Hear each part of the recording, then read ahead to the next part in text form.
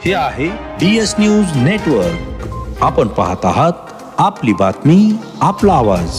नमस्कार, मी दिनकर शिंदे. आपण पाहताय DS न्यूज. तुमचं मत माझं मत मध्ये आपलं स्वागत. मित्रांनो, एक गंभीर आणि महत्त्वाचा मुद्दा मी आपल्या समोर घेऊन आलोय आणि तो मुद्दा म्हणजे असा की इंडिया या आघाडीची बैठक ज्यावेळेस मुंबईमध्ये होत होती, देशातले विरोधी पक्ष नेते, विशेषतः भारतीय जनता पार्टीचे विरोधी पक्ष मानले गेलेले आणि देशामध्ये वेगवेगळ्या राज्यामध्ये सत्तेत असलेले सर्व पक्ष एकत्र येऊन मुंबई या ठिकाणी शिवसेना पक्षप्रमुख उद्धव ठाकरे यांच्या आयोजनामध्ये इंडियाची बैठक घेत असताना संपूर्ण देशभर त्याची चर्चा होती, गाव पातळीपर्यंत त्याची चर्चा होती. आणि इंडिया या बैठकीमध्ये नेमका काय निर्णय होतोय आणि भारतीय जनता पार्टीला 2024 मध्ये केंद्रातल्या सत्तेमध्ये रोखण्यासाठी कशा पद्धतीची यंत्रणा आणि प्रयत्न केले जातात, हे सगळं पाहण्यासाठी संपूर्ण देशाचं लक्ष या इंडिया बैठकीकडे लागलं होतं.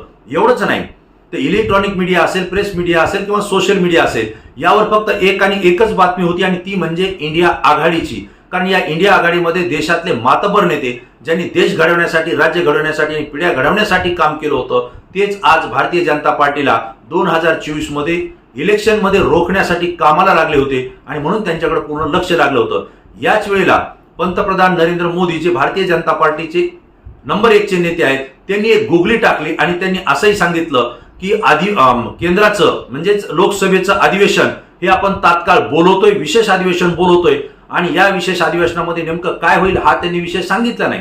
मात्र इलेक्ट्रॉनिक मीडियाच्या माध्यमातून एक बातमी लावण्यात आली, पेरण्यात आली आणि ती अशी होती की नरेंद्र मोदी या विशेष अधिवेशनामध्ये एक नेशन एक इलेक्शन हा प्रस्ताव आणण्याच्या तयारीत आहे. म्हणजे ज्याचा अर्थ असा की एक देश आणि एकच निवडणूक हा प्रस्ताव आणण्याच्या तयारीत. आणि झालं असं की इंडिया या बैठकीविषयी जी चर्चा सुरू होती त्या चर्चेला दुसरी बातमी आली आणि दुसऱ्या बातमीकडे मीडियानं लक्ष आपलं वेधलं. विशेष म्हणजे एक देश एक निवडणूक हे नरेंद्र मोदी हे घेऊ शकतात का, हा महत्वाचा प्रश्न आहे. आणि मित्रांनो, यासोबतच असं आहे की आता अनेक राज्यांच्या निवडणुका लागलेल्या आहेत, काही राज्यांच्या निवडणुका झालेल्या आहेत आणि विशेषतः लोकसभेची निवडणूक 2024 ला होणार आहे. अशा वेळी मीडियाच्या माध्यमातून असंही सांगण्यात आलं, एकीकडे इंडिया बैठक होत असताना नरेंद्र मोदी हे देशामध्ये मध्यवर्ती लोकसभेच्या निवडणुका घेण्याच्या तयारीत आहेत आणि विशेषतः एक देश एक निवडणूक हा सुद्धा प्रस्ताव विशेष अधिवेशनामध्ये लोकसभेच्या येऊ शकतो. मित्रांनो, यामध्ये त्यांना असं वाटलं की इंडियाच्या बैठकीमध्ये नेतृत्वामध्ये पक्षामध्ये थोडी खळबळ होईल आणि या ठिकाणी भारतीय जनता पार्टीला फायदा होईल. परंतु महत्वाचा प्रश्न आपला असा आहे की एक देश एक निवडणूक आणि त्यासोबत मध्यवर्ती लोकसभेच्या निवडणुका घेण्याची हिंमत ही भारतीय जनता पार्टी आणि पंतप्रधान नरेंद्र मोदी दाखवतील का, हा आपला प्रश्न आहे. आणि याबद्दल आपलंही मत आहे की एवढी हिंमत नरेंद्र मोदी आणि भारतीय जनता पार्टी देशामध्ये आज मितीला तरी करू शकत नाही. याचे कारण आहेत मित्रांनो. याचे कारण असे की आज देशामध्ये जर आपण पाहतोय की प्रत्येक राज्यामध्ये भारतीय जनता पार्टीचं एक वादळ आलं होतं, मोदींची एक लाट आली होती आणि पहिल्या लाटेमध्ये मोदींचा पूर्ण नेतृत्वाखाली भारतीय जनता पार्टी निवडणुकीमध्ये सामोरं गेली आणि ताकदीने विजय झाली. मात्र पहिल्या वेळेला काही मित्र पक्षांची त्यांना गरज पडली होती, त्यांनी ते मित्र पक्ष सोबत ठेवले. परंतु ज्यावेळेस 5 वर्षाची सत्ता त्या ठिकाणी भोगली, काम केलं, त्यानंतर दुसऱ्या पंचवार्षिकला मात्र नरेंद्र मोदी यांच्याच नावावर निवडणूक लढल्या गेली. यामध्ये भारतीय जनता पार्टी हे नाव दबलं गेलं आणि नरेंद्र मोदी एवढंच नाव चर्चेला आलं. केवळ नरेंद्र मोदी यांच्या नेतृत्वाखाली भारतीय जनता पार्टी निवडणूक लढली आणि पुन्हा एकदा एक मोठं बळ, मोठी शक्ती आणि सगळ्यात जास्त खासदार हे त्यांचे निवडून आले आणि एक हाती सत्ता केंद्रामध्ये आली. मित्रांनो, या कालावधीमध्ये नरेंद्र मोदींच्या या राजकीय प्रवासामध्ये आणि आज भारताची पूर्ण सत्ता त्या ठिकाणी उपभोगल्यानंतर, काम केल्यानंतर पूर्ण देशाचं चित्र या ठिकाणी बदललेलं आहे आणि नरेंद्र मोदी आणि भारतीय जनता पार्टी यांच्या सरकारवर हुकुमशाहीचा शिक्का त्या ठिकाणी विरोधकाकडून लावला गेला, मनमानी कारभाराचा लावला गेला. आणि एवढंच नाही तर विरोधी पक्ष संपवण्याचं काम भाजप त्या ठिकाणी करतोय आणि विशेषतः जे विरोधी पक्षाचे आमदार आणि खासदार निवडून येत आहेत त्यांच्यावर ईडीची कारवाई असेल, सीबीआयची कारवाई असेल किंवा अँटी करप्शन ब्युरोच्या संदर्भातली कारवाई असेल, अशा कारवायांचा दबाव आणून त्यांना पक्ष फोडून आपल्या भारतीय जनता पार्टी सोबत घेतल्या जात आहे आणि भाजप त्या ठिकाणी सत्तेत येतोय. हे संपूर्ण देशामध्ये चित्र निर्माण झालं. याचा परिणाम असा झाला मित्रांनो, त्यानंतर झालेल्या ज्या प्रत्येक राज्याच्या निवडणुका आहेत, या राज्याच्या निवडणुकामध्ये नरेंद्र मोदी यांना चेहरा ठेवण्यात आलं आणि भाजपनं पुन्हा त्याच पद्धतीनं प्रचार केला. परंतु जनतेनं नरेंद्र मोदी आणि भारतीय जनता पार्टीला सपशेल त्या ठिकाणी नाकारलं आणि त्यांच्या विरोधात जे कोणी लढत असतील, मग दिल्लीमध्ये अरविंद केजरीवाल असतील किंवा पंजाबमध्ये अरविंद केजरीवाल यांची पार्टी असेल, आम आदमी पार्टी, पश्चिम बंगालमध्ये ममता बॅनर्जी असतील, कर्नाटकमध्ये काँग्रेस असेल, असं वेगवेगळ्या राज्याचा जर आपण विचार केला तर त्या ठिकाणी मग बिहारमध्ये नितीश कुमार सुद्धा त्यामध्ये आले. प्रत्येक ठिकाणी भारतीय जनता पार्टीचा पराभव झाला आणि काँग्रेस आणि त्या व्यतिरिक्त जे कोणते पक्ष आहेत जे भाजपला त्या ठिकाणी विरोध करतायत त्यांना जनतेनं साथ दिली, त्यांच्या हातामध्ये सत्ता दिली. मित्रांनो, गोव्यामध्ये भाजपचं कधीही सरकार येत नाही, त्या ठिकाणी काँग्रेसचेच आमदार जास्त प्रमाणात येतात. परंतु पहिल्या वेळेसही काँग्रेसचे आमदार आले, त्यावेळेस भारतीय जनता पार्टीने ते फोडले आणि सत्ता स्थापन केली. दुसऱ्या वेळेस जनतेचा रोष पुन्हा वाढला आणि पुन्हा काँग्रेसचे आमदार त्या ठिकाणी अधिक संख्येने निवडून दिले. त्या आताही पुन्हा भाजपनं त्यांना फोडलं आणि पुन्हा सत्तेमध्ये सहभागी झाले. याचा परिणाम असा होतोय की जनतेच्या मनामध्ये रोष आहे सध्या भारतीय जनता पार्टीच्या विरोधात. त्यातच महाराष्ट्रामधला जो रोष आहे हा तर भाजपला न परवडणारा रोष आहे. कारण भारतीय जनता पार्टीनं महाराष्ट्रामध्ये शिवसेना उद्धव ठाकरे गट हा पूर्ण फोडला, एकनाथराव शिंदे यांना आपल्या सोबत घेतलं. इथं जनतेचा रोष भाजपवर नरेंद्र मोदी यांच्यावर आला, त्यासोबत देवेंद्र फडणवीस यांच्यावर सुद्धा आलेला आहे. त्यासोबतच राष्ट्रवादी काँग्रेस शरद पवारांचीही फोडल्या गेली, अजित पवारांचा गट सोबत घेतला गेला. तिथंही लोकांचा रोष वाढला आणि जिथं भारतीय जनता पार्टी सत्तेत नव्हती त्यांनी तोडाफोडी करून पुन्हा एकदा महाराष्ट्रामध्ये सत्तेमध्ये सहभाग घेतला. याचे पडसाद संपूर्ण देशात उमटले आणि याचीच परिणिती महाविकास आघाडीमध्ये महाराष्ट्रात झाली आणि याचा परिणाम संपूर्ण देशामध्ये इंडिया आघाडीच्या स्वरूपात आपल्याला पाहायला मिळतोय.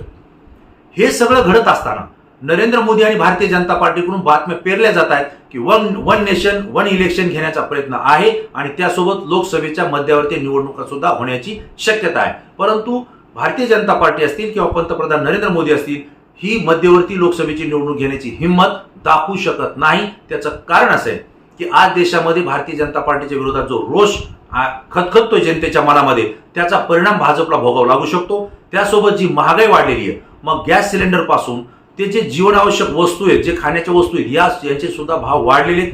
पहिल्यांदाच मिठावर सुद्धा जीएसटी लागलेला आहे. एवढंच नाही, प्रत्येक वस्तूवर जीएसटी लागला आणि त्यामुळं गृह उपयोगी ज्या वस्तू आहेत ज्या दैनंदिन आपल्याला लागतात त्या प्रत्येक वस्तूचा भाव या ठिकाणी वाढलेला आहे. याचा परिणाम लोकांच्या खिशाला कात्री लागलेली आहे आणि खिशामध्ये आता चणचण भासू लागलेली आहे. मित्रांनो, या व्यतिरिक्त पुन्हा एक रोष आहे, तो म्हणजे शेतकऱ्यांच्या मालाला भाव नाहीये.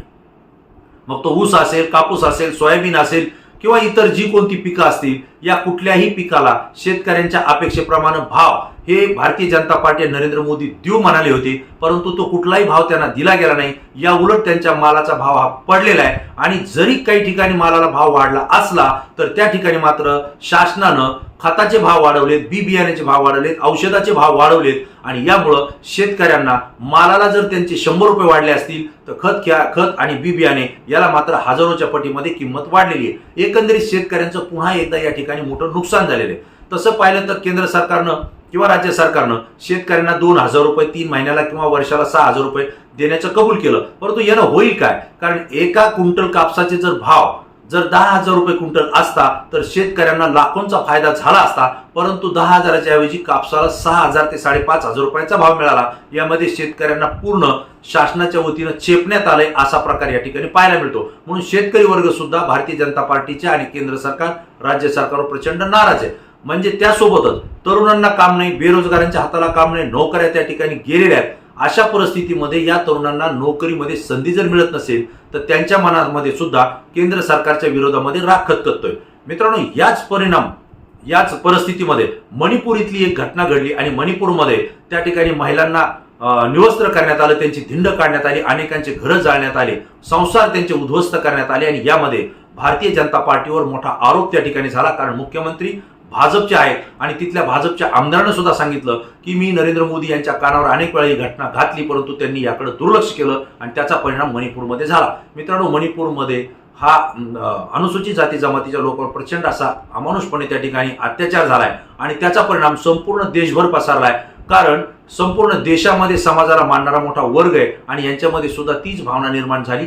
तोही परिणाम भारतीय जनता पार्टीवर आज विरोधात जाताना आपल्याला या ठिकाणी दिसतोय.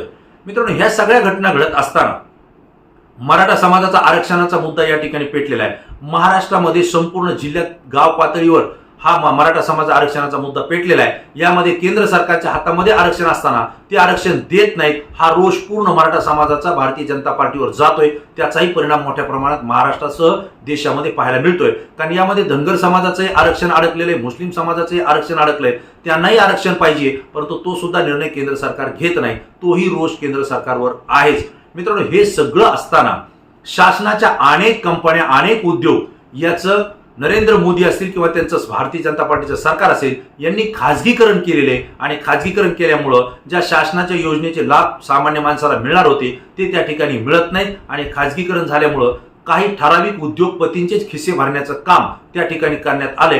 करोडोंचा व्यवहार, करोडोंचा फायदा या उद्योगपती आणि जे की नरेंद्र मोदी यांचे मित्र समजले जातात असे अदानी असतील, अंबानी असतील यांना त्या ठिकाणी मिळतोय. हा संदेश मोठ्या प्रमाणावर देशामध्ये गेलेला आहे. यामध्ये सर्वसामान्य नागरिकांची गळचेपी झाली, त्यांचं आर्थिक मोठं नुकसान होतंय. मात्र दुसरीकडे अदानी अंबानींचा फायदा नरेंद्र मोदी सरकार त्या ठिकाणी करतंय. हाही संदेश जनतेमध्ये आहे. तोही रोष या सरकारला आज मितीला त्या ठिकाणी सहन करावा लागणार आहे. ही सगळी परिस्थिती असताना मित्रांनो आपल्याला आवर्जून सांगितलं पाहिजे की प्रत्येक राज्याची भौगोलिक परिस्थिती वेगळी आहे, ऐतिहासिक परिस्थिती वेगळी आहे. अशा परिस्थितीमध्ये भारतीय जनता पार्टीच्या नेत्यांनी त्या ठिकाणी वेगळे कुटाणे करून ठेवलेले, वेगळे प्रकार त्या ठिकाणी करून ठेवले आणि त्याचा जो रोष त्या प्रत्येक राज्यामध्ये खतखततोय तो पूर्ण केंद्र सरकार आणि मोदी सरकारच्या विरोधामध्ये आपल्याला पाहायला मिळतोय.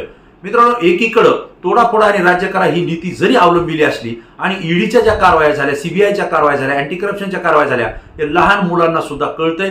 जे शाळा शिकले नाही असे अडाणीचे लोक आपण म्हणतो त्यांना सुद्धा ह्या कारवाया भारतीय जनता पार्टीनं का केल्या हे संपूर्ण जनसामान्यांपर्यंत घटना पोहोचलेली आहे. त्याचाही रोष भारतीय जनता पार्टीवर आज मितीला आहे. मित्रांनो, भाजीपाल्याचे सुद्धा भाव वाढलेले आहेत. एकीकडं सिटीमध्ये जर भाव वाढले तर जनता त्याच्यामध्ये रोष व्यक्त करते, परंतु दुसरीकडे शेतकऱ्यांच्या मालाला भाव नाही म्हणून शेतकरी त्या ठिकाणी रोष व्यक्त करतोय. अशा परिस्थितीमध्ये सरकार हे मोठ्या प्रमाणावर अडचणीत आलेले आहे. मित्रांनो, आपल्याला याही पुढे सांगावं लागेल की भारतीय जनता पार्टी आणि नरेंद्र मोदी यांनी सांगितलं होतं की आम्ही देशात सत्तेवर आल्यानंतर स्विस बँकेमध्ये जो काही काळा पैसा आहे देशातल्या लोकांचा तो आम्ही परत आणून, जर तो परत आणला तर प्रत्येक भारतीयांच्या खात्यावर 15-15 लाख रुपये जमा होतील, एवढा निधी परत येईल असं सांगितलं होतं. पण मित्रांनो, निधी तर कुठला परत आला नाही. कोट्यवधी अब्जावधीचा निधी हा अजूनही स्विस बँकेत आहे, परंतु तो कमी होण्याऐवजी मोदी सरकार आल्यापासून तो निधी अधिक पद्धतीनं वाढलाय, कोट्यवधीनं वाढलाय. आणि विशेष मध्ये ज्या लोकांनी लाखो करोडोंचे घोटाळे केले ते घोटाळे सुद्धा आता बोटावर मोजायला गेलं तर बोट कमी पडतील, एवढे घोटाळे बाज या देशामध्ये तयार झाले, निर्माण झाले. आणि विशेषतः मोदी सरकारच्या काळामध्येच हे जे घोटाळेबाज आणि करोडोंचा भ्रष्टाचार करणारी मंडळी होती ही परदेशामध्ये पळून गेली. याला मात्र मोदी सरकार रोखू शकलं नाही. मग ते ललित मोदी असतील किंवा नीरज शाह असतील किंवा या व्यतिरिक्त विजय मल्ल्या असतील, यासारखे अनेक आहेत की ज्यांना मोदी सरकारनं परदेशामध्ये जाण्यासाठी रोखलं नाही. ते त्या ठिकाणी गेलेलेत आणि आपल्या देशातली लाखो करोडोची संपत्ती ते दुसऱ्या देशामध्ये घेऊन गेले. मित्रांनो, एकंदरीत एक लक्षात येत आहे की या सगळ्या घटना पाहता भारतीय जनता पार्टी आणि नरेंद्र मोदी सरकार हे अपयशी ठरत आहे. मित्रांनो, सुरक्षेच्या कारणामध्ये सुद्धा नरेंद्र मोदींचं सरकार अपयशी ठरत आहे. कारण चीननं आपल्या देशामध्ये मोठी घुसखोरी केलेली आहे आणि हिमाचल प्रदेश सुद्धा आमचाच आहे असा दावा करण्याची हिंमत सुद्धा चायनानं त्या ठिकाणी केली. त्याबद्दल मात्र नरेंद्र मोदी कुठलाही शब्द बोलत नाहीत आणि चीनवर कारवाई करताना आपल्याला दिसत नाही. हा जो मुद्दा आहे, कारण आपल्या देशामध्ये दुसरा देश घुसखोरी करतोय, नरेंद्र मोदी सरकार त्या ठिकाणी काही करत नाही, हा एक सुरक्षेचा मुद्दा चव्हाट्यावर आलेला आहे. या व्यतिरिक्त केवळ आम्ही काहीतरी पाकिस्तानच्या कारवाया त्या ठिकाणी रोखतो एवढा इश्यू करण्याचा प्रयत्न केला, मात्र पुलवामामध्ये जो हल्ला झाला या ठिकाणचं सुद्धा जनतेच्या मनामध्ये रोष, संताप आहे.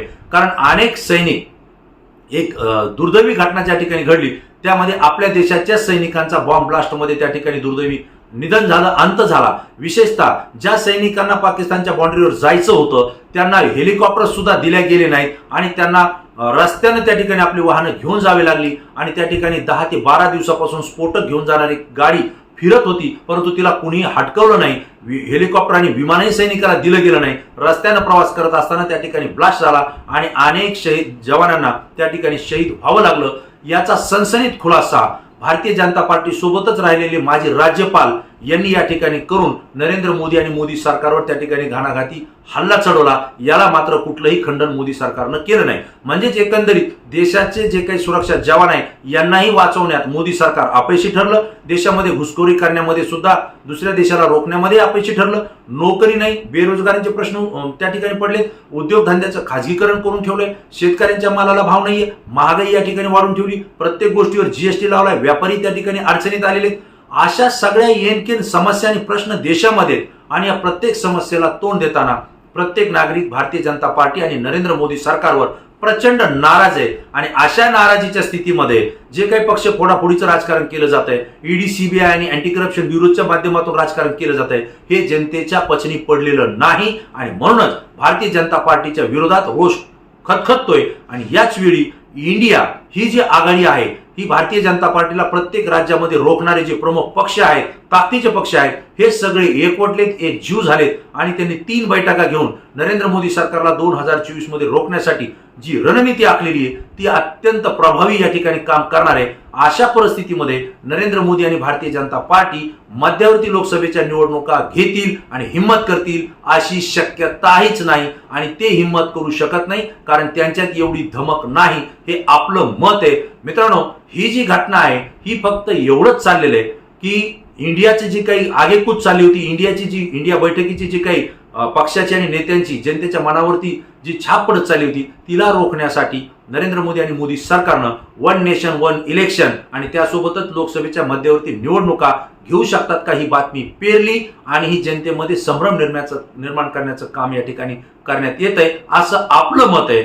मित्रांनो, जर 1 नेशन आणि 1 इलेक्शन जरी घ्यायचं असलं तरी आजच्या मितीला या 2024च्या निवडणुकीपर्यंत हे शक्य नाही असं आपलं मत आहे आणि असं राजकीय जाणकारांचं सुद्धा मत आहे. मग हा मुद्दा नेमका चर्चेत आणि चव्हाट्यावर का आणला गेलाय हेही लवकरच निष्पन्न होईल. परंतु नरेंद्र मोदी यांनी जे विशेष अधिवेशन बोलवलंय या अधिवेशनामध्ये नेमका काय विषय होतोय, काय घडामोडी घडतात आणि कुठले निर्णय होतात याकडे सुद्धा आपलं लक्ष आहे. विशेषतः इंडिया हे आपल्या भारताचं नाव जगामध्ये पोहोचलेलं आहे. तसं जर पाहिलं तर प्रत्येक देशाला एकच नाव असतं, परंतु आपल्या देशाला 3 नावानं ओळखलं जातं. आपण भारत सुद्धा म्हणतो, आपण इंडियाही म्हणतो आणि हिंदुस्थान असं सुद्धा आपण म्हणतो. वेळोवेळी जरी असं म्हणत असलो तर जगाच्या पाठीवर इंडिया हाच आपल्या देशाचं नाव आहे, परंतु इंडियाला बदलून आता भारत असं नाव करण्याच्या तयारीत मोदी सरकार असल्याचं आपल्याला समजतंय आणि म्हणून नेमकं काय घडामोडी घडतील याकडे आपलं लक्ष असेल. परंतु लोकसभेच्या मध्यवर्ती निवडणुका घेण्याची हिम्मत आणि प्रयत्न नरेंद्र मोदी सरकार करू शकत नाही कारण त्यांच्यात ती धमक नाही असं आपलं मत आहे. या विषय हा मुद्दा मी आपल्यासोबत आवर्जून या ठिकाणी उपस्थित केला, माझं मत व्यक्त केलं. मित्रांनो, या घटनेविषयी या माहितीविषयी आपलं काय मत आहे आपण लाईक आणि कमेंट्स करून जरूर कळवा. मित्रांनो, तुमचं मत अत्यंत महत्वाचं आहे कारण महाराष्ट्रातल्या प्रत्येक जिल्ह्यातल्या, तालुक्यातल्या आणि गावातले तुम्ही प्रतिनिधी आहेत. तुम्ही वैचारिक आहात, अभ्यासू आहात, समाजामध्ये मिसळणारे प्रतिनिधी तुम्ही आहात आणि म्हणून तुमच्यावर म्हणजेच या प्रेक्षकांवर DS न्यूजचा विश्वास आहे. आपण जी प्रतिक्रिया देता तो संपूर्ण महाराष्ट्र पाहतोय. आपली प्रतिक्रिया आमच्यासाठी खूप महत्वाची आहे. पुन्हा नवीन विषय, नवीन मुद्दा घेऊन आपल्या समोर येईल. तोपर्यंत धन्यवाद.